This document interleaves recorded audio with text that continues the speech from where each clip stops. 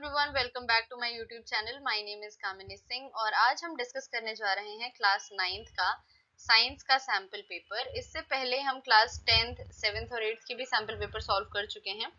तो अगर आपको जनरल साइंस की तैयारी करनी है तो आप इन सभी सैम्पल पेपर्स को देख सकते हैं, क्योंकि इन सभी में बहुत सारे ऐसे टॉपिक्स हैं जो कि आपको कॉम्पिटिटिव एग्जाम में हेल्प करेंगे। तो बिना टाइम वेस्ट किए चलिए आज की वीडियो को स्टार्ट करते हैं।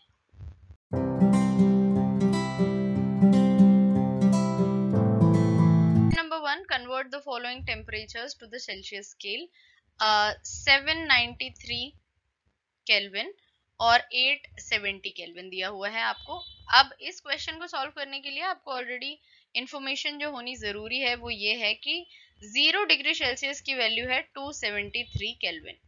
ठीक है, तो सिंपली आप देख सकते हैं डिग्री सेल्सियस जो है उसकी वैल्यू कम है और केल्विन की वैल्यू ज्यादा है। तो हमेशा ऐसे ही होगा कि अगर मान लीजिए केल्विन में दिया हुआ है और आपको डिग्री सेल्सियस में कन्वर्ट करना है तो सेल्सियस की वैल्यू कम होगी, तो आपको क्या करना है 273 को उसमें से माइनस कर देना है।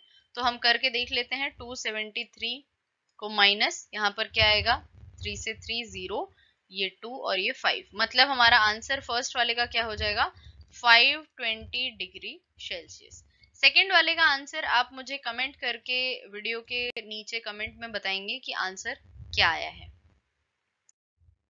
Question number 2, a diver is able to cut through water in a swimming pool. Which property of matter does this observation show? यानी कि एक गोताखोर स्विमिंग पूल में पानी को काटने में सक्षम है। अब पानी को काटना किसे कहते हैं? मान लीजिए ये पानी है और हम उसके थ्रू निकल जाते हैं, मतलब यहाँ से गोताखोर कूदेगा और यहाँ पर पानी को काटता हुआ उसके अंदर जा रहा है। कौन सा पदार्थ का गुण यह प्रेक्षण दर्शाता है? मतलब पदार्थ के हमने गुण बहुत सारे प्रॉपर्टीज पढ़ी हैं मैटर की, तो कौन सी प्रॉपर्टी की वजह से जो कोई व्यक्ति है वो पानी को काट पाता है? तो देख लेते हैं। The diver is able to cut easily through the water in the swimming pool because of the weak forces of attraction between water molecules. हमने देखा हुआ है तीनों स्टेट्स ऑफ मैटर के बारे में कि सबसे पास जो कण होते हैं वो किस में होते हैं? वो होते हैं सॉलिड में, यानी कि ठोस में, और इनमें जो अट्रैक्शन होता है उनके बीच में, ठीक है, पार्टिकल्स के बीच में जो अट्रैक्शन होता है, जो आकर्षण बल होता है वो बहुत अधिक होता है।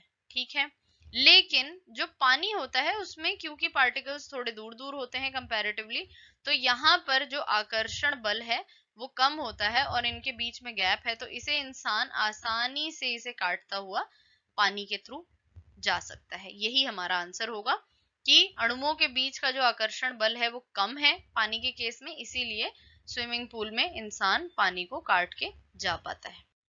Next question, arrange the following substances in increasing order of forces of attraction between the particles. यानी कि आकर्षण बल के अनुसार हमें व्यवस्थित करना है, सबसे कम से सबसे ज्यादा में। ठीक है, अभी हमने अभी पिछले क्वेश्चन में बात की कि देखिए तीनों में हम देख लेते हैं। सबसे पहले ये हो गया हमारा सॉलिड। सॉलिड में क्या है, क्योंकि ठोस में पार्टिकल्स पास पास हैं तो इनके बीच में जो अट्रैक्टिव फोर्स है वो भी क्या है, सबसे ज्यादा है। उससे कम किस में होगी? लिक्विड में, यानी कि द्रव में। द्रव में हमें पता है कि थोड़े दूर दूर होते हैं पार्टिकल्स, तो यहाँ पर अट्रैक्शन जो है वो सॉलिड से यानी कि ठोस से कम होती है लिक्विड में। और सबसे कम किस में होती है? गैस में, क्योंकि पार्टिकल्स बहुत ही दूर दूर इस तरीके से रहते हैं, तो गैस में जो फोर्स ऑफ अट्रैक्शन है वो सबसे कम है। तो हमें क्या करना है, इंक्रीजिंग ऑर्डर में बताना है। तो सबसे पहले तो हो गया ऑक्सीजन, क्योंकि वो एक तरह की गैस है। ठीक है, इससे ज्यादा अधिक किस में होगा? जल में, और उससे ज्यादा अधिक चीनी में, क्योंकि चीनी ठोस है। तो इस तरीके से हमारा आंसर आ जाएगा। Next question, what are alloys, give one example. यानी कि मिश्र धातु क्या है, एक उदाहरण भी दीजिए। तो मिश्र धातु नाम से ही पता चल रहा है हिंदी वाले बच्चों को तो कि मिश्र धातु क्या होती है?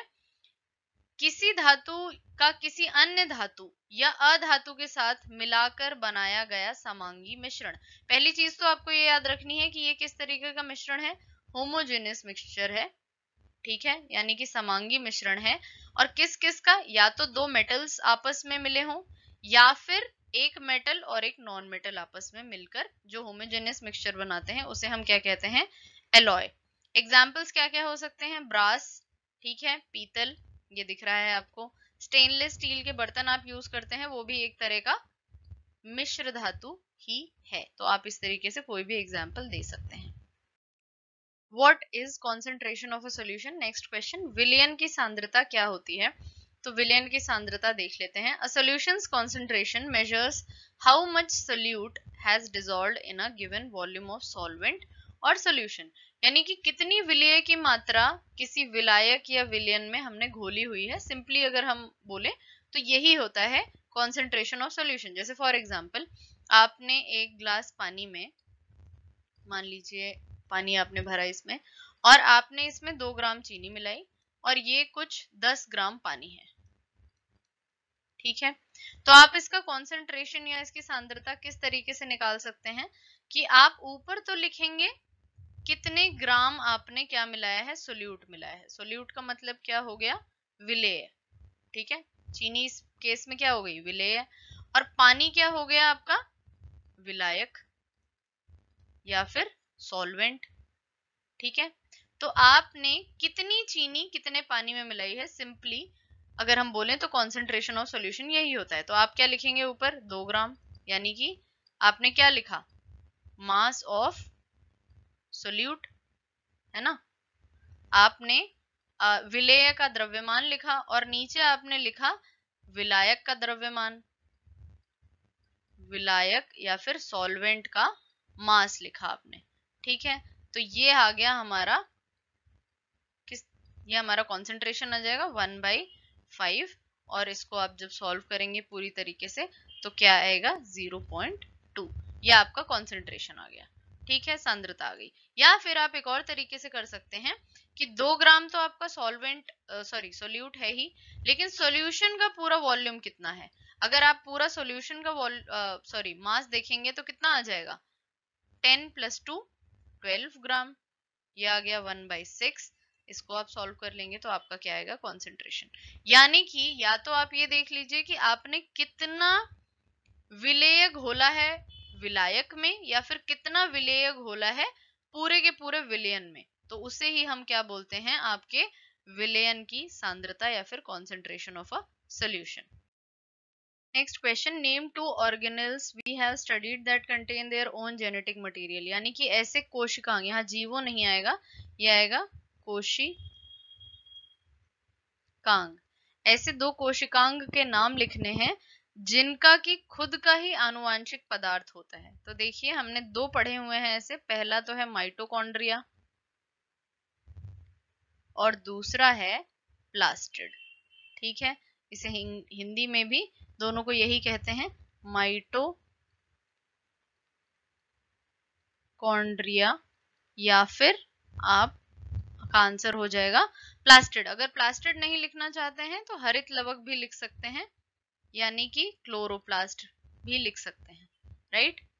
Next, Why are lysosomes known as suicide bags, यानी कि लाइसोसोम को आत्मघाती थैली के रूप में क्यों जाना जाता है। 2 क्वेश्चन जो बहुत महत्वपूर्ण है इस चैप्टर से, एक तो ये कि लाइसोसोम को आत्मघाती थैली के रूप में क्यों जाना जाता है, और माइटोकॉन्ड्रिया को हम बिजली घर क्यों कहते हैं, कोशिका का बिजली घर, यानी कि power house of the cell mitochondria को क्यों कहा जाता है। ये भी एक क्वेश्चन इंपॉर्टेंट है, देख लेते हैं। If the cell gets damaged, यानी कि सेल में अगर कुछ दिक्कत आ जाती है, यानी कि वो कुछ उसमें डैमेज आ जाता है, तो क्या होता है, लाइसोसोम बर्स्ट हो जाते हैं।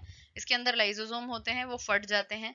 फटने के बाद क्या होता है, उनके अंदर से एंजाइम्स निकलते हैं, ठीक है। और ये एंजाइम अपने खुद के सेल को ही पचा लेते हैं, मतलब ये अपने सेल को ही खत्म कर देते हैं, इसीलिए इसे आत्मघाती थैली कहा जाता है। देख लेते हैं। Then one of the lysosome bursts and release some digestive enzymes. The released enzymes that digest their own cell and ultimately the cell dies. Hence lysosomes are called suicide bags of the cell. Lysosome में पाचन enzyme होते हैं, जब कोशिका नष्ट होती है तो लाइसोसोम फट जाते हैं तथा एंजाइम अपनी ही कोशिका को खा लेता है या पचा लेता है, इसीलिए इसे आत्मघाती थैली कहा जाता है।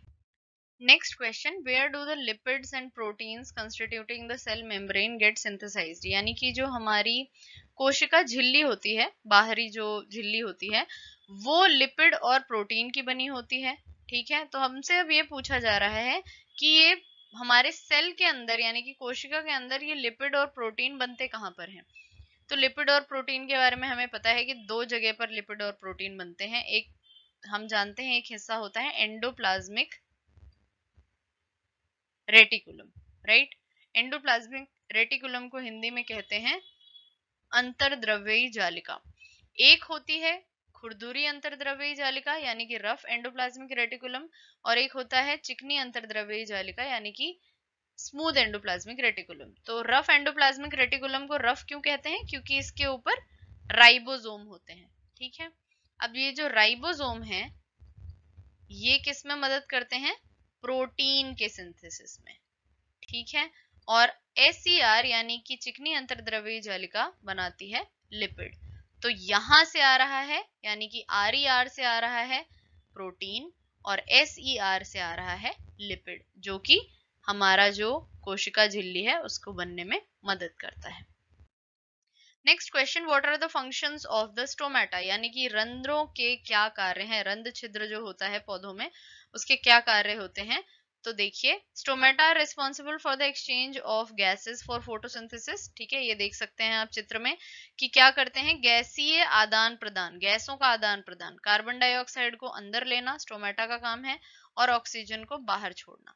ठीक है, दूसरा है वाष्पोत्सर्जन, यानी कि जो एक्स्ट्रा पानी हमारे पौधे के अंदर होता है वो इसकी मदद से बाहर निकला जाता है, किसके रूप में, वाष्प के रूप में, और इसे हम इंग्लिश में क्या कहते हैं, transpiration. That is loss of excess water from the plant in the form of, आगे ऐड कर सकते हैं आप, in the form of vapour.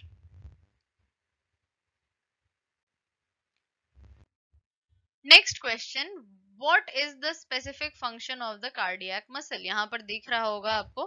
ठीक है, कार्डियक मसल्स होती हैं आपके कौन से पोर्शन में, हृदय में। ठीक है, यानी कि आपका जो हार्ट है उसमें आपको कार्डियक मसल्स दिखती हैं। तो इनका कार्य क्या है, इनका कार्य है हृदय पेशी एक लय में लगातार सिकुड़ने व फैलने का कार्य करती है, दिख रहा होगा आपको इसमें। ठीक है, एनिमेशन में कि ये एक लय में सिकुड़ रही है और फैल रही है ताकि रक्त को शरीर में पंप कर सके। यानी कि क्या करती है, ये रिलैक्स करती है और कॉन्ट्रैक्ट करती है एक रेगुलेटेड टाइम में। ठीक है, और इसकी वजह से क्या होता है, ब्लड जो है वो बाकी सारे शरीर के जितने भी हिस्से हैं उन तक पहुंच पाता है। Next question, what is the difference between distance and displacement, very very easy answer. देखिए, डिस्टेंस क्या होता है, मान लीजिए आप A से B और B से C गए। ठीक है, A से B, B से C गए, यहाँ पर लिख देते हैं A, B और C। मान लीजिए यहाँ आप चले 5 मीटर और यहाँ भी आप चले 5 मीटर। तो A से B गए, B से C, जो पूरा रास्ता आपने तय किया है उसे हम क्या बोलते हैं, डिस्टेंस, यानी कि टोटल पाथ जो आपने ट्रेवल किया है उसे हम क्या कहते हैं, distance. Displacement on the other hand क्या होता है, जो न्यूनतम दूरी है, अंतिम स्थिति यानी कि C और शुरुआती स्थिति यानी कि A, इनिशियल पोजीशन और फाइनल पोजीशन के बीच में जो मिनिमम डिस्टेंस है, मान लीजिए ये 2 मीटर है। ठीक है, तो इसे हम कहेंगे, क्या कहेंगे, डिस्प्लेसमेंट या फिर विस्थापन। तो पहला तो डेफिनेशन ही अगर हम बता देंगे तो हमें डिफरेंस पता चल जाएगा, वैसे ये एक ही नंबर का क्वेश्चन है तो आप कोई भी डिफरेंस लिख सकते हैं। The value of distance can not be zero, देखिए आप कुछ ना कुछ तो रास्ता तय करोगे तभी आप डिस्टेंस को मेजर करोगे, राइट। तो डिस्टेंस कभी भी उसकी वैल्यू क्या नहीं हो सकती, जीरो नहीं हो सकती। लेकिन डिस्प्लेसमेंट, फॉर एग्जांपल आपने A से शुरू किया B, B से C, C से D और D से फिर आप A आ गए। ठीक है, आप यहां से गए यहाँ, यहाँ से यहाँ, यहाँ से यहाँ और यहाँ से यहाँ, तो क्या होगा, आप फिर सेम पोजीशन पे आ गए तो फाइनल स्टेट और इनिशियल स्टेट सेम हो गई। तो क्या हो सकता है, आपका जो डिस्प्लेसमेंट है उसकी वैल्यू क्या आ जाएगी, जीरो, लेकिन डिस्टेंस की वैल्यू कभी भी जीरो नहीं आएगी। तो ये भी आप डिफरेंस में लिख सकते हैं। Next question, how will you differentiate between speed and velocity, यानी कि आप गति और वेग में कैसे अंतर करेंगे। तो अगर हम इनका फॉर्मूला देखें तो स्पीड क्या होती है, डिस्टेंस यानी कि आपने कितनी दूरी तय की है कितने समय में, ठीक है। और आपका वेग क्या होता है यानी कि वेलोसिटी क्या होती है, आपने कितना विस्थापन किया है यानी कि कितना डिस्प्लेसमेंट किया है कितने समय में। तो ये तो हो गई इनकी डेफिनेशन। दूसरा डिफरेंस क्या हुआ, speed is a scalar quantity whereas velocity is a vector quantity, यानी कि चाल एक अदिश राशि है और वेग एक सदिश राशि है। अदिश राशि का मतलब क्या हुआ या फिर स्केलर क्वांटिटी का मतलब क्या हुआ कि आपको उसमें सिर्फ और सिर्फ वैल्यू देखनी है, ठीक है, कोई न्यूमेरिकल वैल्यू, यानी कि जैसे फॉर एग्जांपल 10, 20, 30 ये आप स्पीड में देखते हैं। लेकिन इसके साथ साथ वैल्यू के साथ साथ आप जब डायरेक्शन भी देखते हैं तो उसे हम क्या बोलते हैं, सदिश राशि यानी कि वेक्टर क्वांटिटी। तो वेक्टर क्वांटिटी कौन है इनमें से, वेक्टर क्वांटिटी है वेलोसिटी, यानी कि आप उसमें डायरेक्शन यानी कि दिशा भी देखेंगे, और जो स्पीड है वो है आपकी स्केलर क्वांटिटी, उसमें आप दिशा नहीं देखते सिर्फ वैल्यू देखते हैं। Next question, which of the following is true for displacement, यानी कि निम्नलिखित में से कौन विस्थापन के लिए सत्य है, इनमें से कौन सी लाइन। तो ए देखते हैं, यह शून्य नहीं हो सकता यानी कि it can not be zero. अभी हमने पिछले क्वेश्चन में डिस्कस किया कि बिल्कुल डिस्प्लेसमेंट जीरो हो सकता है। तो आपसे पूछा है कौन सा सत्य है, तो ये सत्य नहीं है, ठीक है। नेक्स्ट, इसका परिमाण वस्तु द्वारा तय की गई दूरी से अधिक है यानी कि its magnitude is greater than the distance. कभी भी फॉर एग्जाम्पल देख लेते हैं, ए से बी से सी से डी, मान लीजिए कोई व्यक्ति ए से बी गया, बी से सी से डी, इसका मान लीजिए 5 मीटर 5 मीटर 5 मीटर, ठीक है। इसका डिस्टेंस कितना आया यानी कि दूरी कितनी आई, दूरी आई आपकी 15 मीटर, ठीक है। ए से बी से सी से डी गया। अब डिस्प्लेसमेंट कितना आएगा, सिर्फ और सिर्फ 5 मीटर। क्या कभी भी डिस्प्लेसमेंट डिस्टेंस से ज्यादा हो सकता है, बिल्कुल भी नहीं, ठीक है। तो इनमें से बोला है ट्रू कौन सा है, तो ना ही फर्स्ट ना ही सेकंड, इनमें से कोई भी ट्रू नहीं है, इनमें से कोई भी सही नहीं है, ठीक है। तो आपका इसका आंसर आप लिखेंगे इन दोनों में से कोई भी सही नहीं है। Next question, explain law of inertia, यानी कि जड़त्व के नियम की व्याख्या कीजिए। जो हमें पता है कि जड़त्व का नियम कौन सा है, पहला नियम, गति का जो प्रथम नियम है उसे ही हम जड़त्व का नियम कहते हैं। तो वो क्या कहता है, if a body is at rest और मूविंग, यानी कि कोई चीज यदि चल रही है तो वो चलती रहेगी, अगर वो रुकी हुई है तो रुकी रहेगी। कब तक, जब तक हम उस पर कोई बाहरी बल ना लगा दें, यानी कि हम उस पर कोई एक्सटर्नल फोर्स ना अप्लाई करें, तब तक वो चीज अपनी स्टेट को कंटिन्यू करेगी। अगर कोई स्ट्रेट लाइन में चल रहा है कोई चीज तो वो स्ट्रेट लाइन में चलती रहेगी, अगर कोई रुकी हुई चीज है तो वो रुकी हुई होगी अनटिल एंड अनलेस हम उस पर कोई एक्सटर्नल फोर्स ना अप्लाई करें। जब हम उस पर एक्सटर्नल फोर्स अप्लाई करेंगे तो उसकी जो स्टेट है वो चेंज हो जाएगी। आई होप आपको आज की वीडियो पसंद आई हो। अगर पसंद आई तो वीडियो को लाइक करें, कमेंट करके बताएं आपको वीडियो कैसी लगी, शेयर करें अपने फ्रेंड्स के साथ और चैनल को सब्सक्राइब करें ताकि आप कोई भी वीडियो मिस ना करें। Thank you.